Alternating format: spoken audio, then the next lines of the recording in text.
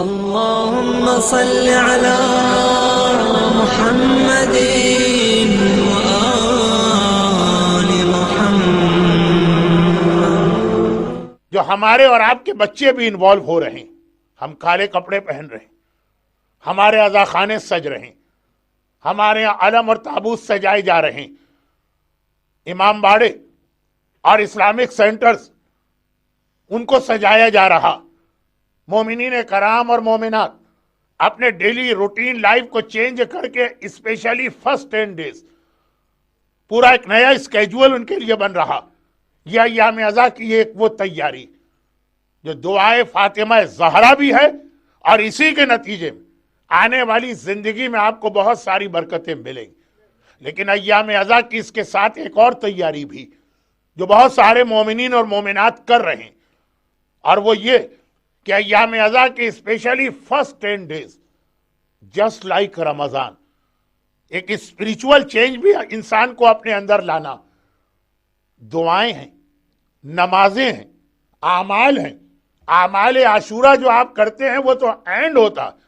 آج کی رات شب فرسٹ محرم سے ایام ازا کے اعمال اور دعائیں شروع ہو گئی.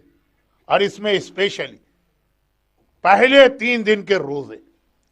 عاشورے کا روزہ علماء کی ایک بڑی تعداد کے فتوے میں حرام ہے،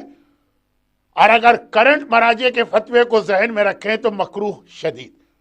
مگر ایام ازا کی پہلی 3 تاریخیں فرسٹ، سیکنڈ اور تھرڈ، نہ صرف یہ کہ اس کے روزے ریکمینڈ ہے، بلکہ امام کا یہ جملہ ہمارے سامنے آتا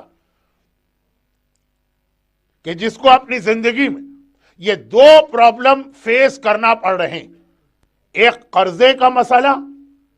اور ایک اولاد کا مسئلہ، وہ محرم کے پہلے 2 دن روزہ رکھے اور پھر یہ دیکھے کہ اللہ کس طرح سے اس کی اس پرابلم کو سالو کرتا. اور 3rd آف محرم کا روزہ کوئی بھی حاجت. اگرچہ بعض لوگوں کو